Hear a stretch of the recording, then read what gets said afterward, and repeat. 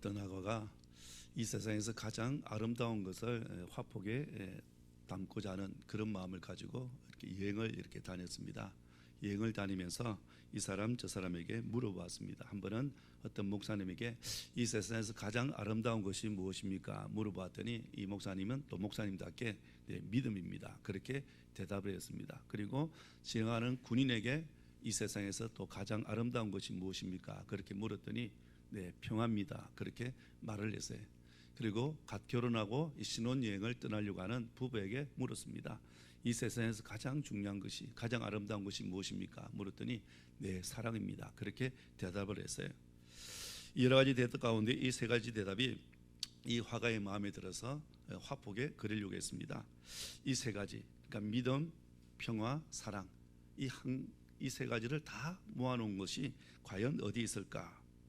그리고 이 화가가 고민합니다. 아무리 고민하고 또 찾아다니고 해도 이 세 가지를 한 곳에 모아놓은 소재를 찾기가 어려웠습니다. 아무리 찾아봐도 별 성과가 없자 이 화가는 잔뜩 지친 몸을 이끌고 이렇게 집으로 돌아옵니다. 근데 집으로 들어서는데 자신을 보고 아이들이 아빠하고 이렇게 달려와요. 근데 이때 이 화가가 아이들의 반짝이는 그 눈망울에서 믿음을 보았습니다. 이것이 믿음이구나 라고 느끼게 됩니다. 그리고 남편이 오랫동안 집을 비웠음에도 불구하고 아내가 피곤하고 지친 몸으로 들어오는 남편을 따뜻하게 반갑게 또 사랑스럽게 영접해 줍니다. 그러자 이 화가가 이것이 사랑이구나 라는 걸 느끼게 됩니다. 그리고는 조금 뒤에 사랑하는 가족들과 함께 식탁에 둘러앉아서 식사를 하면서 대화를 주고받습니다. 그러자 이 화가가 이것이 바로 평화구나 라고 그렇게 느끼게 됩니다. 이 화가는 비로소 이 세상에서 가장 아름다운 것, 믿음과 평화와 사랑이 한 곳에 모여 있는 곳이 가정이라는 것을 깨닫게 됩니다. 결국 이 화가는 이 세상에서 가장 아름다운 곳인 가정을 그 화폭에 그림을 그렸다고 합니다. 자, 여러분, 오늘 저와 여러분의 가정은 어떻습니까? 저와 여러분의 가정이 이 세상에서 가장 아름다운 가정인지 한번 묻고 싶습니다. 5월 가정의 달을 맞이했습니다. 이 가정의 달을 맞이해서 우리 가정이 이 세상에서 가장 아름다운 곳으로 회복이 되어지고 믿음의 가정으로 세워지는 그런 은혜가 있으시기를 먼저 주님의 이름으로 축복합니다. 여러분, 성경을 읽어보시면 아시겠지만 창세기 1장에 보면 창조 이야기가 나옵니다. 창세기 1장에 보면 하나님께서 우주 만물과 인간을 창조하신 내용이 나와요. 그리고 창세기 2장에 보면 하나님께서 우리 인간을 위해서 특별한 배려 세 가지를 이렇게 기록해 놓았습니다. 첫 번째가 뭐냐면 인간을 위해서 삶의 공간으로 에덴 동산을 창조하셨다는 거예요. 그리고 두 번째로 하나님과 교제하려고 인간을 하나님의 형상대로 창조하셨습니다. 지, 정, 의를 가진 인간으로 창조하셔서 하나님과 교제하도록 만드셨어요. 그리고 세 번째로 인간의 행복을 위해서 하나님께서 가정을 창조하셨다는 거예요. 이 창조 이야기는 이 가정이라는 관점에서 보면 두 가지 중요한 사실을 깨닫게 됩니다. 하나는 하나님께서 가정을 직접 창조하셨다는 거예요. 자, 여러분, 우리 인간의 삶에 보면 많은 조직이 있고 제도가 있습니다. 그죠? 그리고 공동체가 있습니다. 이것은 다 사람들이 만들었어요. 국가나 학교, 기업, 또 자선단체나 동창회, 그리고 각종 모임들은 인간들이 자신들의 필요에 의해서 사람들이 만든 거예요. 하지만 가정은 하나님이 직접 창조하셨다는 겁니다. 그래서 가정은 특별합니다. 그리고 또 하나는 뭐냐면 하나님께서 가정을 창조하셨는데 누구를 위해서 창조하셨냐면 바로 우리 인간을 위해서 창조하셨다는 거예요. 창세기 2장 18절에 오면 이렇게 말씀합니다. 여호와 하나님이 이르시되 사람이 혼자 사는 것이 좋지 못하니 내가 그를 위하여 돕는 배필을 지으리라 하시니라. 사람이 혼자 있는 것 보기 좋지 못했어요. 하나님이 창조하신 모든 것이 다 보기 좋았는데 유일하게 보기 좋지 못한 것이 혼자 있는 것. 그래서 돕는 배필을 지어주셔서 가정을 이루도록 해주셨습니다. 하나님께서 우리 인간의 행복을 위해서 돕는 배필을 주심으로 가정을 만들어 주셨습니다. 그래서 가정은 행복의 보금자리라고 말할 수 있습니다. 그러기에 가정은 하나님께서 우리 인간의 행복을 위해서 주신 특별한 선물이라고 할 수 있어요. 그래서 가정이 소중하다고 그렇게 귀하다고 말씀드릴 수 있습니다. 그런데 한 가지 주목해야 될 말씀이 있습니다. 오늘 에베소서 5장 31절을 보면 이렇게 말합니다. 그러므로 사람이 부모를 떠나 그의 아내와 합하여 그 둘이 한 육체가 될지니. 자, 이 말씀은 바울이 창세기 2장 24절에 나오는 말씀을 인용한 말씀이에요. 이러므로 남자가 부모를 떠나 그의 아내와 합하여 둘이 한 몸이 이룰지로다. 이 보면 이 말씀은 하나님께서 창조하신 가정에서 부부가 어떻게 돼야 된다고요? 한 몸, 한 육체가 돼야 된다고 말씀하고 있습니다. 그리고 한 걸음 더 나가서 가족들이 하나를 이루어야 된다는 말씀이에요. 이것은 우리에게 중요한 사실을 깨닫게 해줍니다. 그게 뭐냐면 바로 가정은 그 자체가 행복이 아니고 단지 행복을 담는 그릇이라는 겁니다. 무슨 말이냐면 가정 안에서 가족들이 어떻게 살아가느냐에 따라서 행복하냐 행복하지 못하느냐가 결정된다는 말씀입니다. 가족들이 가정 안에서 하나를 이루면 행복하지만 가족들이 하나를 이루지 못하면 행복하지 못하다는 이야기예요. 실제로 어떤 가정은 가족들이 그 가정 안에서 사랑과 기쁨을 누립니다. 행복한 가정을 그렇게 맛보고 살아가요. 가정 안에서 작은 천국을 맛보고 살아갑니다. 하지만 어떤 가정은 가족들이 오히려 그 가정 안에서 불행을 맛보고 고통스럽게 살아갑니다. 지옥이 가정이에요. 가정 안에서 고통스러운, 그러니까 가정이 지옥이니까 마찬가지예요. 그래서 이혼하는 가정들이 점점 늘어나면서 가정이 무너지고 가정이 해체되고 있다는 거예요. 실제로 21세기 들어와서 본격적인 가정 해체 시대를 맞이하고 있습니다.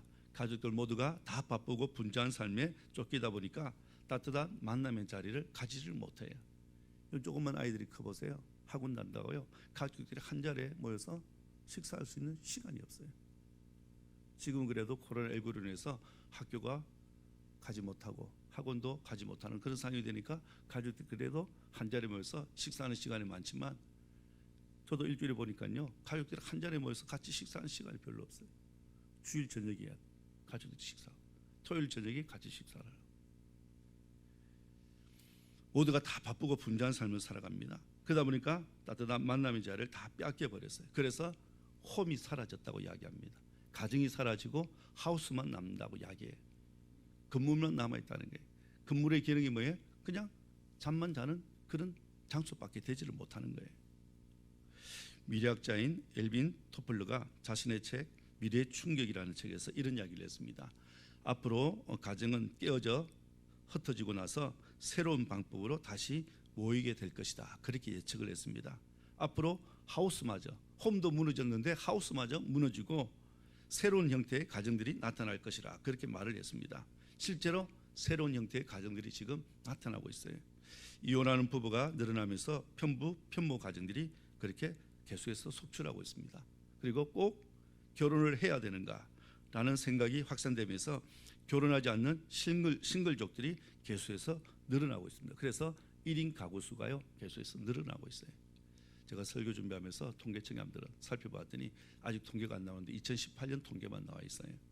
총인구 조사 결과에 따르면 우리나라 1인 가구 수가 562만 가구로 전체 가구의 28.6%를 차지하고 있습니다. 2년 전 통계니까 지금은 더 늘어났을 거예요.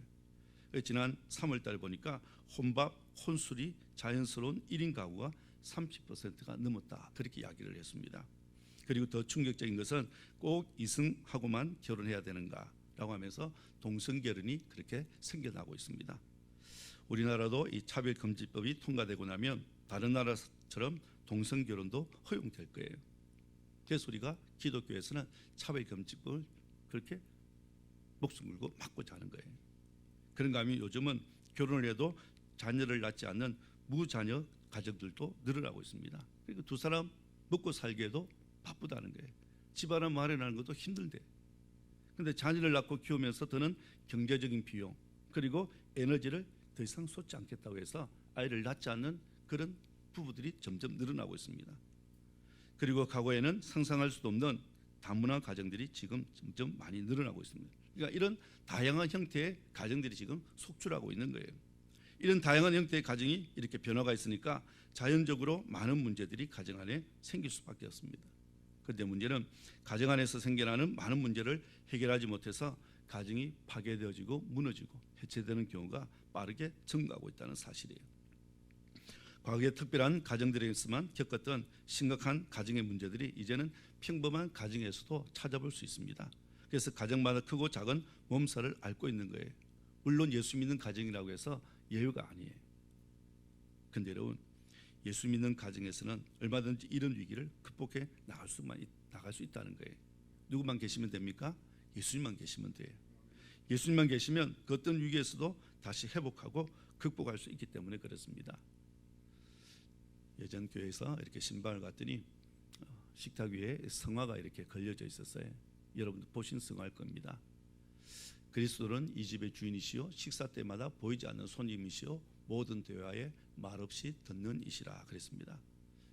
예수님을 우리 집에 가장으로 모시고 예수님과 함께 동행하고 예수님 말씀에 귀를 기르고 순종하는 가정은 가정의 위기를 얼마든지 극복할 수 있다는 거예요. 그래서 우리가 꿈꾸며 세워야 될 가정이 어떤 가정이냐면 바로 믿음의 가정이라 할 수 있습니다. 여러분 우리 가정이 정말 예수 믿는 믿음의 가정인지를 점검해 보셔야 됩니다. 그리고 여러분의 가정이 정말 믿음의 가정이라면 예수님께서 여러분의 가정에 가장으로 모시고 있는지를 점검해 보셔야 돼요. 이런 가정의 모습을 크게 세 가지 유형으로 나눌 수 있습니다. 독재형 가정이 있고요. 그리고 자유방임형 가정이 있고 그리고 성경적인 믿음의 가정이 있습니다. 그러니까 가정에서 누가 주인 노릇을 하느냐, 누가 그 가정의 실질적인 주도권을 가지고 있느냐는 측면에서 보면 이런 독재형 가정은요 주로 남성의 권위가 가정을 이끌어갑니다. 주로 전통적인 가정의 형태가 이 부류에 속합니다. 그러니까 가부장적 가정이라 할 수 있어요. 아버지가 가정의 주인 노릇을 합니다. 아버지가 하라면 하면 되지 무슨 잔소리가 많아. 이 전통적인 가정의 모습이에요. 그죠? 전형적인 율법주의 성향입니다. 완전 군대식이고 일방 통행식이에요. 이런 가정에서는 가족들이 대부분 경직되어 있습니다. 가족 간의 대화를 찾아볼 수가 없어요. 소통이 이루어지지 않습니다. 그리고 자유방임형 가정이 있습니다. 이런 가정은 각자가 주인입니다.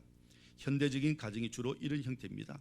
권위가 없습니다. 마치 사사처럼 자기 소견에 옳은 대로 행하는 그런 사사시대처럼 가족들이 자기 소견에 옳은 대로 행동해 버려요. 한마디로 콩가루 집안이라 할 수 있습니다. 말은 많은데 대화가 없습니다. 그리고 말과 말 사이에 어때요? 서로 충동이 일어나요. 아이들이 버릇이 없습니다. 가정에 어른이 없어요. 자유방임형 가정, 각자 따로 노는 거예요. 하지만 성경적인 가정은 예수님이 그 가정을 다스립니다. 가정의 주인이 누구예요? 아버지도 아니고 어머니도 아니고 아이들도 아니고 예수님인 거예요. 율법이 아니라 은혜의 법이 다스려지는 가정입니다. 여러분 은혜는 자율적이지만 율법은 타율적입니다. 또 율법은 강제적인 것이 있지만 은혜는 감동적입니다. 그러니까 주님의 은혜가 내 속에 머물러 있으니까 아내를 사랑하고 남편을 사랑하고 자녀를 사랑하고 부모를 사랑하는 거예요. 그리고 가족 한 사람 한 사람의 실수까지도 다 이해하고 용납해 줍니다. 예수님께서 내 실수, 내 약점, 내 잘못을 다 용서해 주시고 받아주시고 구원해 주신 것처럼 가족들이 서로 잘못을, 약점을 덮어주는 거예요. 서로 배려해 주는 거예요. 이해해 주는 거예요. 이런 은혜가 지배하는 가정이 바로 하나님이 원하시는 믿음의 가정의 모습입니다. 자, 여러분 우리 가족들이 모두 교회를 다니고 있고 믿음의 가정이라고 하는데 믿음의 가정답게 행복하지 못하다면 한번 점검해 보셔야 됩니다. 우리 가족들이 다 교회를 다니고 있어요. 예수를 믿고 있습니다. 믿음의 가정이라고 이야기하는데 왜 행복하지 못할까? 점검해 보셔야 됩니다. 여러 가지 많은 이유가 있겠지만요. 가장 중요한 이유는 예수님을 가장으로 주인으로 모시지 못했기 때문에 그렇습니다. 무리만 믿음의 가정이기 때문에 그래요. 무리만 믿음의 가정이 아니라 정말로 예수님을 우리 가정의 주인으로 모시는 가정이 되어야 행복할 수 있다는 걸 기억하셔야 돼요. 그렇다면 우리가 세우고 지켜나가야 될 믿음의 가정이란 어떤 가정일까요? 첫 번째는 하나님을 경외하는 가정이라 할 수 있습니다. 시편 127편 1절 말씀 우리 같이 읽어볼까요? 여호와께서 집을 세우지 아니하시면 세우는 자의 수고가 헛되며 여호와께 성을 지키지 아니하시면 파수꾼에 깨어있음이 헛되도다. 가정을 세우신 분이 누구라고 그랬습니까? 하나님이시죠. 그죠? 그러니까 1차적으로 가정의 행복은 하나님과의 관계 속에서 이루어진다는 걸 기억하셔야 됩니다. 왜 그럴까요, 여러분? 가정은 내 힘과 내 노력만으로 행복할 수 없기 때문에 그렇습니다. 아무리 가정의 행복을 위해서 내가 별짓을 다 해도 원수 마귀가 아내의 마음을, 남편의 마음을 빼앗아버리고 자녀들의 마음을 빼앗아버리면 가정은요 무너질 수밖에 없기 때문에 그래요. 행복한 믿음의 가정을 꿈꾸지만 뜻하지 않는 일들이 불쑥불쑥 생겨나잖아요. 그죠? 내가 가정을 위해서 수고합니다. 희생해요. 별짓을 다 합니다. 그런데 뜻하지 않는 사건들이 터져나와요. 생겨 나옵니다. 흔히 우리가 사는 이 세상을 마치 바다를 항해하는 것 같다고 이야기를 합니다. 여러분, 바다가 잔잔하고 평화로울 때는 아주 멋진 풍경을 우리에게 선사합니다. 그런데 문제는 바다가 항상 잔잔하지 않다는 사실이에요. 때로는 비바람이 몰아칠 때가 있습니다. 태풍이 불어올 때가 있습니다. 배를 집어삼킬 만큼 풍랑이 일어날 때가 있습니다. 힘있게 노를 지어야 될 때가 있다는 거예요. 물론 잔잔할 때는 문제가 없습니다. 하지만 비바람이 몰아치고 풍랑이 일기 시작하면 상황이 달라져요. 부부 두 사람이 힘만으로는 헤쳐놓을 수 없을 때가 많이 있습니다. 그래서 가정이 침몰한 경우가 많이 있는 거예요. 하지만 여러분, 그 배에 예수님이 선장으로 오시면 문제가 달라집니다. 예수님이 내가 탄 배에 선장으로 계신다면 전혀 문제가 되지 않아요. 이런 찬송가 432장 2절에 보면 이런 가사가 나옵니다. 큰 풍랑이 이 배를 위협하면 저 깊은 물 입 벌려 달려드나 이 바다에 노저 항해하는 주 예수님이 이 배의 사공이시라. 나 두림없네 두림없도다. 주 예수님 늘 깨어 계시도다. 이 흉흉한 바다를 다 지나면 저 소망의 나라에 이르리라. 믿습니까 여러분? 예수님과 제자들이 함께 배에 타서 가다가 갈릴 바다를 가다가 풍랑이 일어났습니다. 제자들은 죽겠다고 아우성이에요. 예수님 바다를 한순간에 잠잠케 하셨어요. 문제는 뭐예요? 그 배에 예수님이 계시느냐 안 계시느냐예요. 내 인생의 배에, 우리 가정이라는 배에 예수님 계시면 문제가 되지 않는다는 거예요. 그래서 여러분, 우리 가정이 행복하려면 예수님께서 우리 가정이라는 배에 오셔서 노를 저어 주셔야 돼요. 하나님께서 우리 가정을 지켜주시고 축복해 주실 때 가정의 행복이 이루어진다는 걸 기억해야 됩니다. 그러니까 행복한 가정의 전제 조건은 바로 우리 가족들 모두가 하나님을 경외하고 예수님을 가정의 주인으로 모실 때 이루어진다는 걸 여러분 기억하셔야 돼요. 그리고 두 번째로 믿음의 가정을 세워나가기 위해서 가족들이 서로 사랑해야 됩니다. 우리가 믿음의 가정을 세워가야 되는 이유 가운데 하나가 뭐냐면 가정의 붕괴 배후에 누가 있어요? 사단 마귀가 있기 때문에 그렇습니다.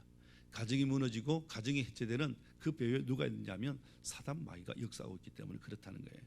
이런 태초부터 마귀는 가정을 무너뜨렸습니다. 지금도 마귀가 하는 가장 중요한 일 가운데 하나가요, 가정을 무너뜨리는 일이에요. 마귀가 우리 가정을 무너뜨리려고 하는 분명한 증거가요, 철저한 이기심과 욕심입니다. 이로 인해서 가정 안에 원망과 불평이 끊어지지 않습니다. 이런 가족들 안에도 보세요, 자신만의 이기심, 욕심이 있기 때문에 가정이 언제나 갈등과 아픔이 존재하는 겁니다. 이런 창세기 2장 23절 오면 아담이 아내 하와를 보고 이는 내 뼈 중에 뼈요 살 중에 살이라, 그렇게 노래를 불렀습니다. 기가 막힌 노래를 부른 거예요. 자기 아내를 보고 이렇게 노래를 불렀습니다. 근데 여러분, 선악과를 따먹고 난 이후에 아담의 마음이 변해지고 말았어요. 하나님께서 아담에게 왜 선악과를 따먹었냐 그렇게 물었더니 아담이 자기 아내에게 변명을 했습니다. 책임을 전가하고 말았어요. 아담이 보세요, 하나님이셔서 나와 함께 있게 하신 여자 그가 그 나무 열매를 내게 주므로 내가 먹었나이다 그랬습니다. 선악과를 따먹은 책임을 누구에게 돌려요? 아내에게 돌립니다. 처음에 아내를 보자마자 내 뼈 중에 뼈요 살 중에 살이라 그렇게 노래를 불렀는데 죄를 짓고 나니까 어때요? 책임을 아내에게 돌리고 말하는 거예요. 이게 여러분 얼마나 이기적인 모습입니까? 아담 자기 혼자만 살겠다는 거예요. 마귀가 이렇게 만든 거예요. 여러분, 왜 죄가 심각할까요? 마귀는 집요하게 배우자의 부족한 부분에 집착하도록 만듭니다. 자기 마음에 들지 않는다고 비방하게 만들어요. 그리고 무시합니다. 그래서 서로에게 담을 쌓게 만드는 거예요. 마귀는 남편과 아내를 싫어지게 만들고 은밀하게 죄를 짓게 만듭니다. 그래서 우리가 정신을 똑바로 차려야 되는 거예요. 이런 이야기가 있습니다. 결혼한 후에 남편이 하도 속을 썩여서 늘 우울하게 사는 아내가 있었습니다. 드디어 속을 썩이는 남편이 그만 갑작스럽게 죽고 말았습니다. 근데 그 남편 뒤를 이어서 아내도 함께 죽은 거예요. 이 부부가 동시에 베드로 사도 앞에 섰다고 합니다. 베드로 사도가 남편을 보고 이렇게 이야기했습니다. 평소에 그렇게 아내의 속을 썩이더니 드디어 자네가 여기 오게 되었군, 그렇게 이야기했습니다. 그러자 남편이 네, 면목이 없습니다, 그렇게 이야기했습니다. 그리고 베드로 사도가 아내를 보고는 이상하듯 그렇게 물었습니다. 당신은 아직 여기 올 때가 되지 않았는데 왜 이렇게 빨리 이렇게 여기 왔냐 그렇게 물었더니 아내가 남편을 쳐다보고는 비죽이면서 이렇게 이야기했습니다. 저 인간이 죽었다는 소식을 듣고 너무 기뻐서 그만 심장마비에 걸려가지고 죽었다는 거예요. 남편 없이 살아보는 것이 정말 소원이었는데 그런 이야기를 한 거예요. 어떤 신문에 아파트 입주 광고를 보고 있던 남편들이 이런 이야기를 하고 있었습니다. 나는 이 아파트 공짜로 줘도 싫다네. 그냥 공짜로 준다면 환영할 일이지 왜 싫은가? 그 아파트는 돈을 얹어줘도 싫어. 왜 그래? 그랬더니 남편이 이야기했습니다. 야, 여기 광고를 똑바로 보게. 내 아내 같은 아파트라 그렇게 되어 있지 않는가? 지금도 같이 사는 것이 지옥인데 내 아내 같은 아파트 싫다는 거예요. 여러분, 이게 요즘 위기에 놓인 부부들의 모습입니다. 위기에 놓인 가정들이 많다는 이야기예요. 이런 성경은 부부가 한 몸이 되어야 된다고 그랬습니다. 그죠? 둘이 한 육체가 되고 한 몸이 되라고 이야기합니다. 오늘 31절을 보세요. 그 둘이 한 육체가 될지니 그렇게 말합니다. 그러니까 한 육체 한 몸이라는 것은 함께 인생을 걸어가는 반려자, 또 하나님이 주신 사명을 이루기 위한 돕는 배필이라는 그런 뜻입니다. 자, 여러분, 이렇게 부부가 한 몸이 되기 위해서 우리에게 하나님께 소중한 명령을 하세요. 어떤 명령이냐면 에베소서 5장 21절을 보면 이렇게 말합니다. 그리스도를 경외함으로 피차 복종하라 그랬습니다. 피차 어떻게 하라고요? 복종하라. 그리스도를 경외함으로 피차 복종하라. 이 복종하라는 말의 뜻은 자신의 권리나 의지를 자발적으로 포기하고 내어준다는 이야기예요. 그러니까 남편과 아내가 서로의 몸과 마음을 자발적으로 내어주는 하나님의 관계를 이루어야 된다는 것을 말씀하고 있는 거예요. 그러니까 여러분, 부부가 결혼할 때 서로 사랑해서 결혼합니다. 그죠? 하지만 살아가면서 서로에게 실망하고 상처받고 갈등하면서 그 사랑이 식어갑니다. 그 식어가면서 그만 그게 심하게 되면 급이 가버려요.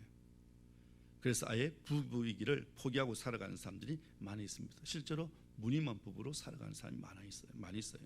이게 얼마나 불행한 일입니까? 그래서 여러분, 부부관계도 잘 관리하고 발전시켜 나가야 됩니다. 어떻게 부부관계를 잘 발전시키고 그렇게 지켜나가야 되냐면 오늘 33절을 보면 이야기를 해요. 5장 33절 보세요. 그러나 너희도 각각 자기 아내 사랑하기를 자신같이 하고 아내도 자기 남편을 존경하라 그랬습니다. 여기 보면 사랑하고 존경하라 그랬습니다. 사랑하고 존경하라. 이런 큰 사랑, 큰 존경을 말하는 것 아니에요. 있는 그대로를 인정하고 사랑하는 것이고 서로 존중이 여기는 것을 말하고 있습니다. 어떤 부부가 지난 15년 동안 결혼 생활이 마치 탁구공을 치는 것과 같았다 그렇게 말을 했습니다. 남편이 분노라는 공을 이렇게 치면 아내 역시 그 분노의 공을 받아치는 거예요. 그리고 아내가 비난이라는 공을 받아치면 남편도 그 공을 받아치면서 서로 공격하고 방어하는 삶을 살았다는 거예요.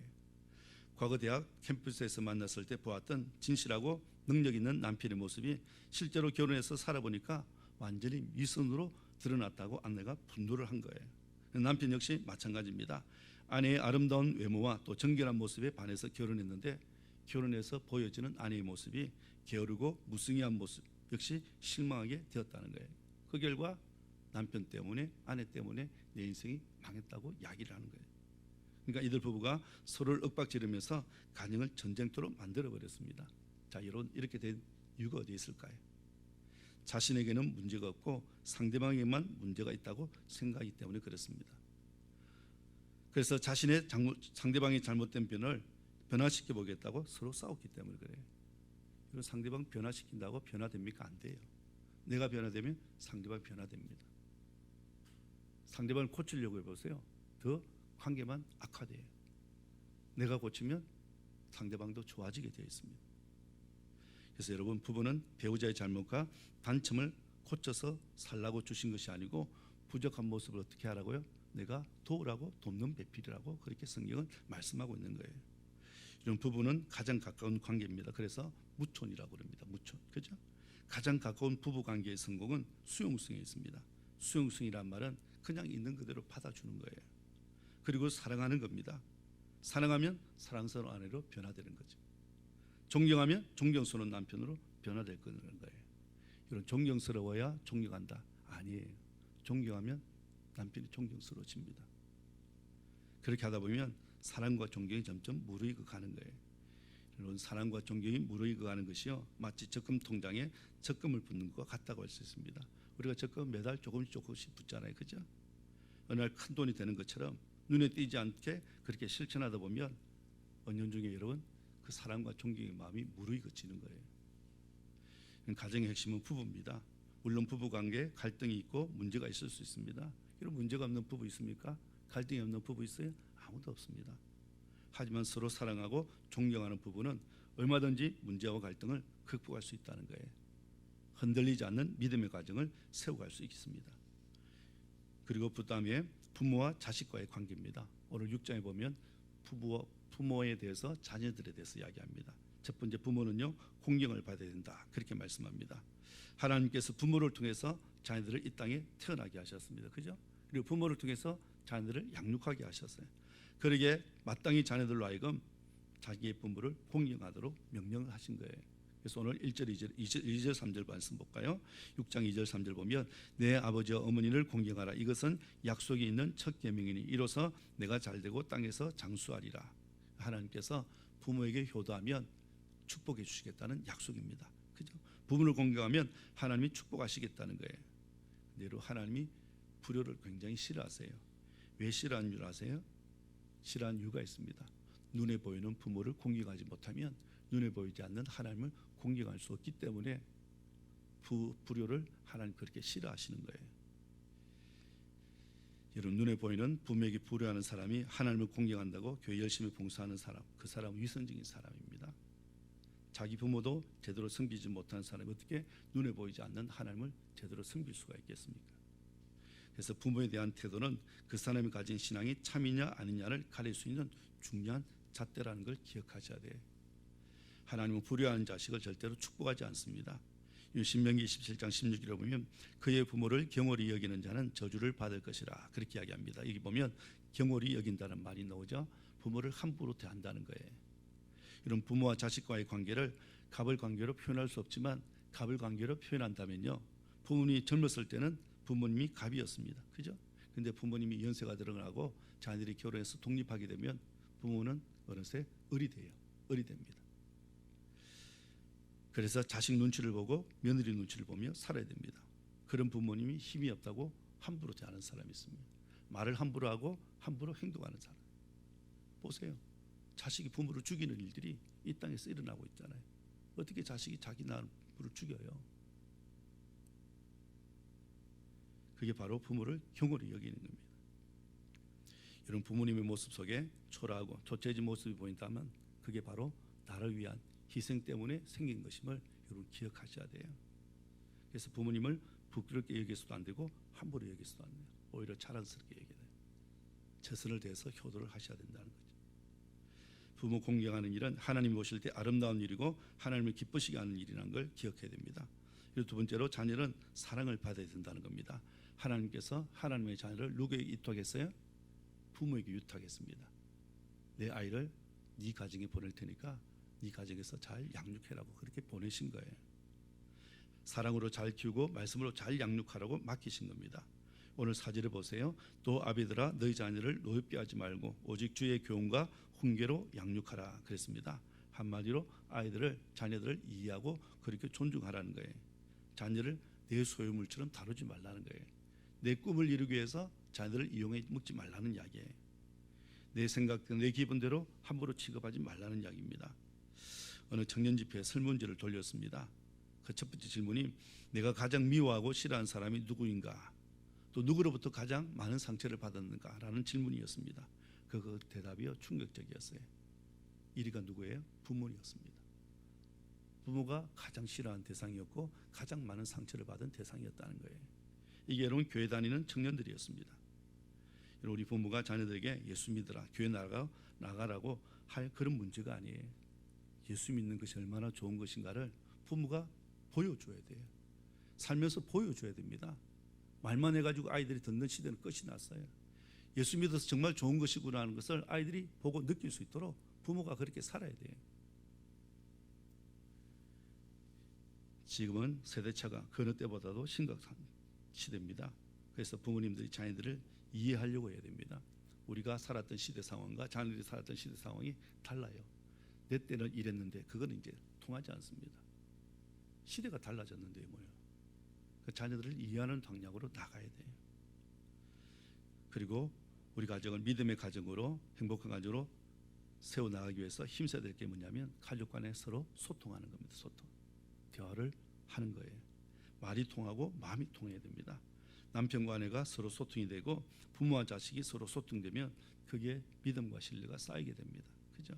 사실 문제 있는 가정을 가만히 들어도 보면 예외 없이 대화가 문제가 많을 때가 많습니다. 대화가 없어요. 대화가 없습니다. 부부가 만나도 서로 할 말이 없고 그냥 얼굴만 멀뚱멀뚱 쳐다보는 거예요. 그러다 보니까 마음도 점점 식어가는 거예요. 그리고 부모와 자식이 만나도 서로 할 말이 없습니다. 몇 마디 주고받는데 대화가 됩니까? 대화가 되지 않아요. 그냥 일방적인 통행식으로 이야기하니까 자녀 더 이상 이야기하려고 하지 않는 거예요. 대화가 안 되는 거예요. 여러분 가정이 행복하려면 대화가 통해야 됩니다. 서로 대화하면서 마음이 통해져야 돼요. 그래서 믿음과 신뢰가 쌓여지고 거기에 가정의 행복이 깃드는 겁니다. 이런 말씀을 맺겠습니다. 하나님께서 우리 인간의 행복을 위해서 가정을 선물로 그렇게 만들어 주셨어요. 그죠? 그러기에 우리 가정을 믿음의 가정으로 잘 세워가야 됩니다. 믿음의 가정으로 세워나가기 위해서 예수님이 오신 가정이 되셔야 됩니다. 예수님이 여러분의 가정의 주인이 되셔야 된다는 이야기예요. 왜냐하면 예수님이 가장이 되는 가정이 하나님이 경유하는 가정이 될 수 있고 예수님을 모신 가정이요 위기를 극복할 수 있기 때문에 그렇습니다. 예수님 모신 가정이 사랑하는 가정이 될 수 있고 행복한 가정이 될 수 있기 때문에 그렇습니다.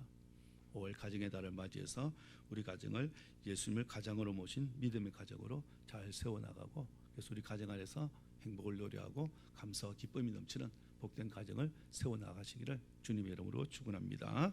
기도하겠습니다.